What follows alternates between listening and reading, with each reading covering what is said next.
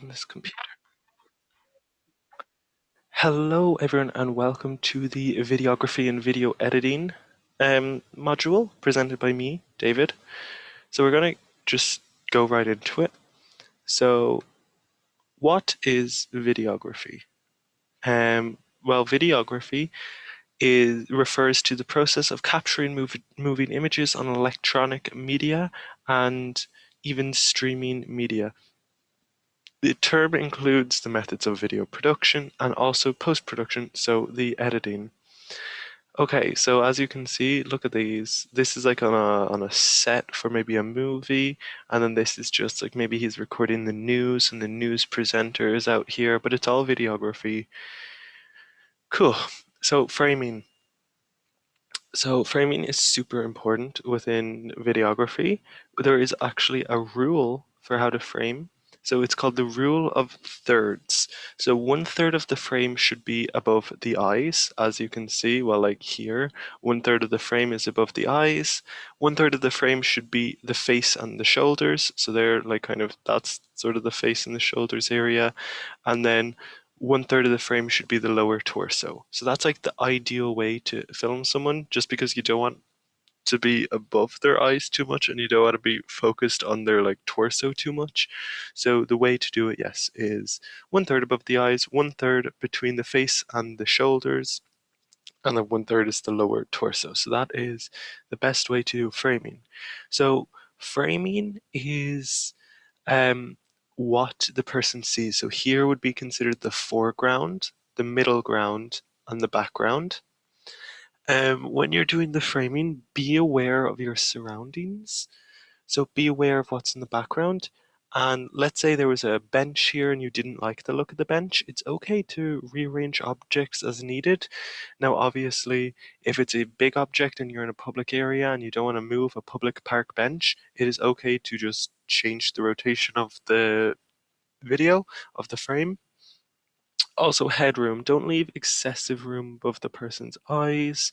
And if you're looking at the side, leave space. If they're looking to the side, leave space to show where they are looking. Okay, next, lighting. So lighting is super important when filming a video. You can check indoor lighting conditions first, add more lighting if needed.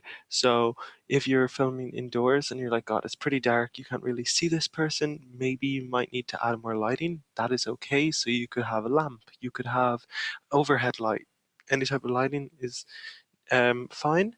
If you're filming outdoors, check the time and the weather. So you don't want to be filming like at midnight when you cannot see anything, or like in the middle of a rainstorm where you again, it would just be awkward to film and even the equipment might be ruined. So noon, it's bright light, high exposure, no shadows, because noon the sun's kind of just over you, so there won't be as many shadows. Morning or afternoon, so that's when the sun is rising or the sun is going down, there will be direct light, but there will be heavy shadows because the sun will be at an angle, so it will create bigger shadows. And then if it's overcast, you'll have no direct light or shadows, and it will just be dull overall.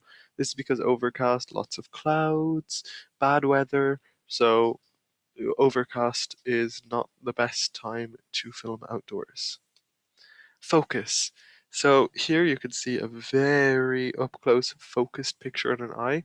It's super important to film when you're filming something that it is in focus and we can see what you're trying to film, because that is just very, very important overall. To get the good detail of what you're seeing, to make sure that everything is looking good, and that, when someone goes to watch it, they won't have to, cringe or to try and see it, or try and move around to try and see it. It's just you want good quality. Oh, audio. Audio is super important. So there's multiple types of audio. There is like there's multiple ways to record audio as well.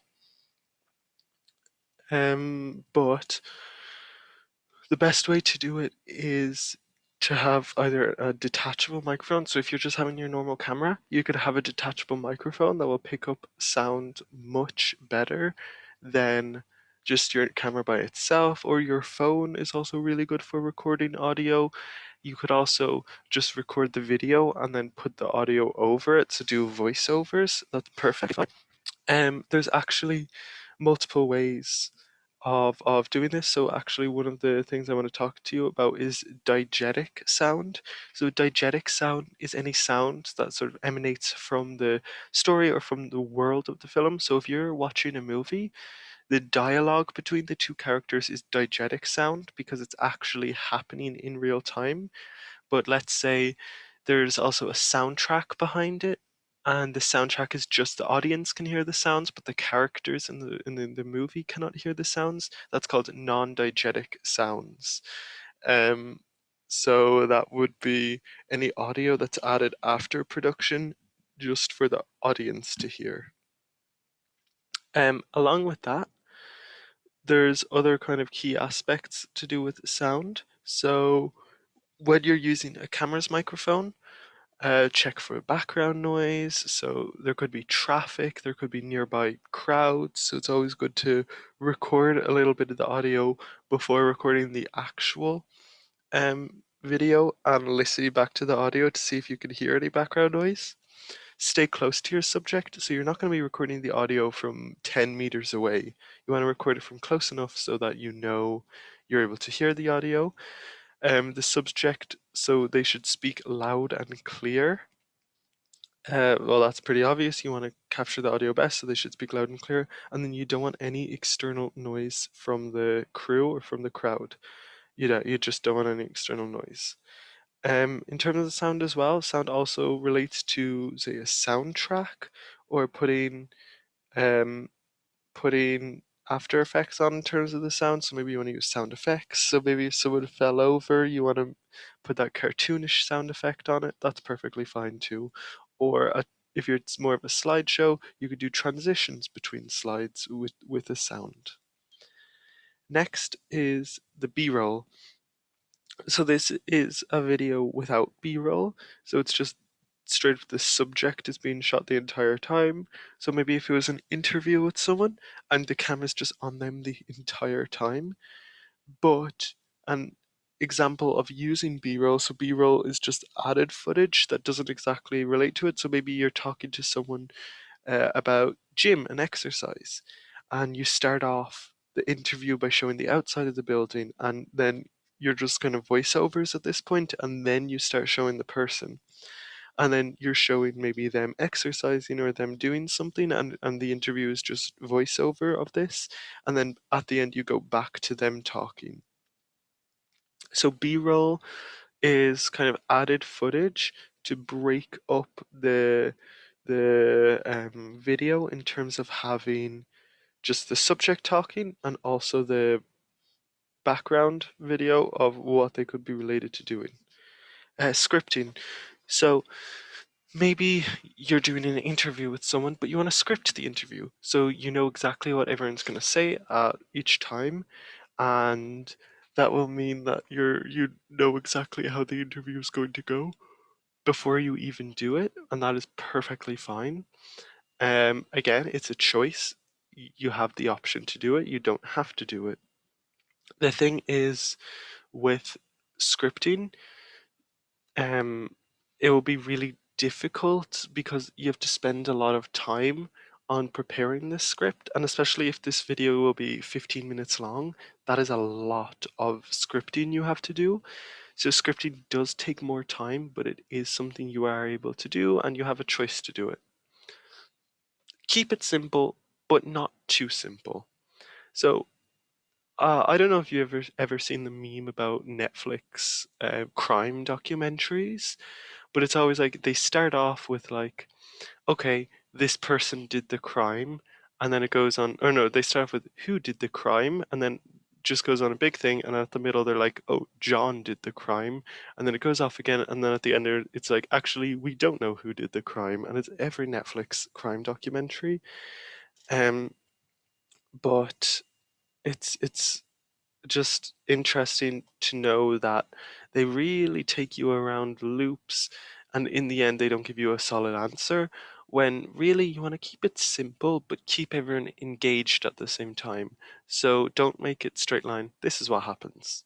Because that's not going to be as interesting to people. You want to be excited. They want some kind of um, different tones, different notes to the videos. So yeah. So there's different software you could use. These are all like the icons for the software, so like Vegas Pro, Pinnacle, After Effects, etc. Personally, I use one called VideoPad. It's really great. I got it when it was free, and it's actually very, very, very good. It's simple, but not too simple, and it gives you a lot of choice. And I will be showing you it later. So ask any questions about that part of the presentation if you have any. Cool. Could Oh, you write the name of this video pad? Because yeah, VideoPad. I'll write it down in the chat, thanks. and I'll actually show it to you now in a second. Um, but I see. I don't know if it's paid for now because I gotten it like years ago when it was free. But again, there's also just one other type or section of this I want to talk about. So that's the pre-production. So this is before you even start creating your video.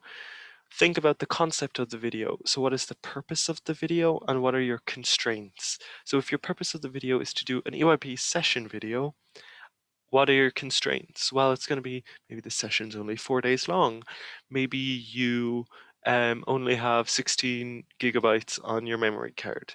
Maybe you don't have the best computer editing software.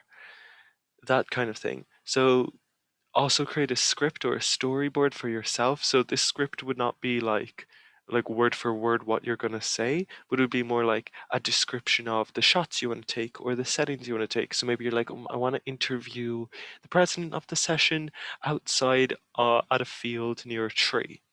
And I want to interview the editor of the session inside near like a dining hall, and then also have a storyboard. So have a concept behind each shot. So you're like, okay, I want to start off here, an introduction, which is going to be done by me and will be outside. Then we're going to move to team building day one, and it's going to be here. So just have a concept that you can keep going across. Um, and then plan the flow of the video. So you don't want to just go from interview to interview to interview to interview and then just randomly throw in committee work video there. You kind of want it to be like, maybe we'll have the president talking about the delegates working at the session, then a committee work video. Then you can have the editor talk about how impressed they were by the delegates transitioning into, what the media team's been doing, and then you'll have a recording of a media team interview, etc. So have a flow to your video so everyone knows what is happening. Also, your equipment, know what you have your equipment wise and your availability to record this, because maybe you don't want to spend all session just recording this video because you need time to edit it as well. So just think about your flexibility in terms of when you can record it and your limitations. Maybe you have a media team meeting every day at 4 o'clock, so don't organize an interview at 4 o'clock. So that's the main part in terms of kind of in-person media and the production that goes with it. But now we are going to move on to the actual video editing software. So again, I was talking, I use media or video pad, and I think it's really great. So you should be able to see it. Please, could you give me a thumbs up if you can see it? Cool. Yes, great, awesome. So with VideoPad, it allows you to do a lot of things. So number one is you can just add all your video files. So let's say I'm making a film and I have 200 video files. I can add them all in here, and then I can just add them and take them away as I please, which is super nice. You can add audio files. So if I'm doing like a voiceover for a video, I can do that here. And then images, if you have any images you want to add into it, you can do that here as well. So that's nice. They have templates for videos. Personally, I don't really use templates. I just kind of go for it. When you have your video, you can, again, add files. That's how you add files. You can add objects such as a blank frame, overlay image, so animated titles, um, So you can add animations, you can add simple text, easy, and then here you go, you can add all these. So a text or a title. You can record a video yourself from within the program and add it in, or you could do voiceovers. So I'm now going to add this. So it's a Shakira video. So I'm just going to show you some of the simple features that you should take note of. So when you're doing it, here's your preview point. So you can preview the video at any point here. Nice. Here is your audio. So with your audio, you can edit the audio any way you choose. I could turn the audio really low down. So when I'm watching it, it's very quiet and I can turn that down. Um, but again, I'm going to just show you the main features of this. So the main feature you will need to use is the cut and clip, honestly. So splitting video and cutting it. So I'll show you how to do that. So maybe there's part of the video that you don't like. You're thinking like, oh, actually, I don't like her when she jumps out of the water. I want to get rid of the part where she jumps out of the water, and I want to change it to something else. So what you could do here is you find the frame where she starts to jump out of the water and you split it. And then you find the part where you want it to start off. So maybe you're like, I don't want her to jump out of the water onto this thing. I want it to just be her jumping out of the water and suddenly she is in the desert. So you find the part where she's in the desert and then you cut it. Again, you split here. So split. So now this is the section that you don't want. So you can just simply delete that and then you can add these two pieces together. So now we have done this.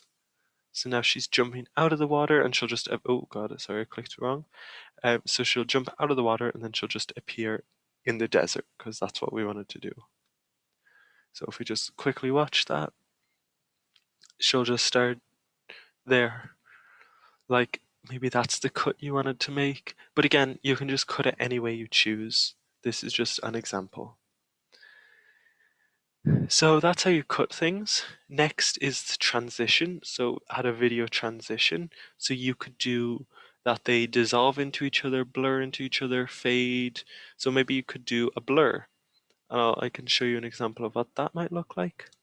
So when you're doing this, it starts to blur and then she's there. You can add all these different transitions to it to make it different. Maybe you could do roll. So I can show you back to roll. Here we go. Now the video is going to roll there. See, that's not as smooth, but it depends what it is. It could be, so maybe shatter. I'll just show you, yeah, this is the last one I'll show you. But again, it's just kind of like the different styles you want to use. Anything's okay. Just try and make sure, you just choose the one that you think looks the best and is the most appropriate for it. Cool.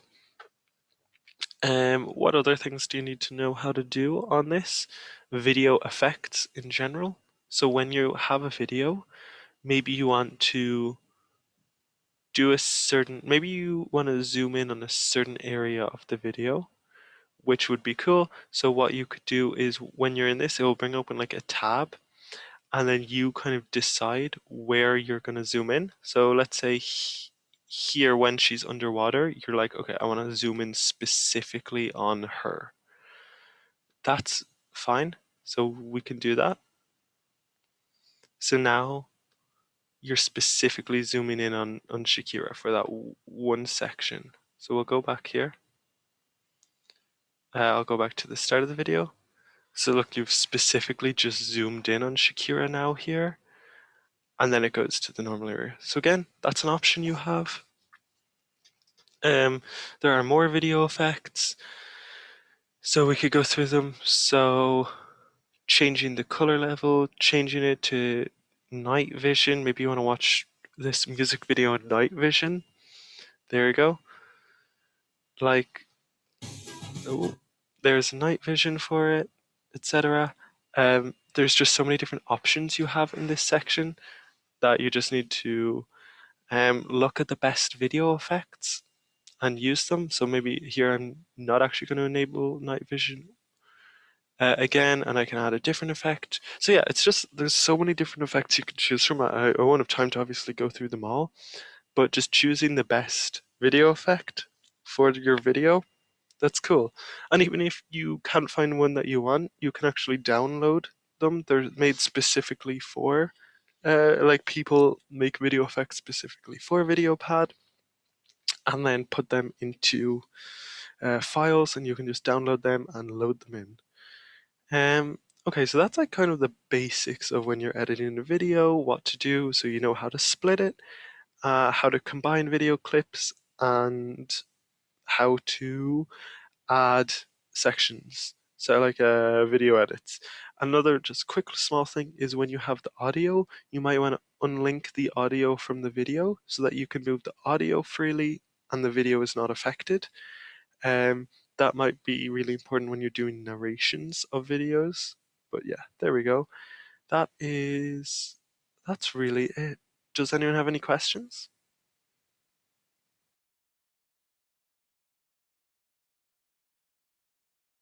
No? Oh, I think that's all. If we don't have any questions, I can end this here. Okay, perfect. Thank you.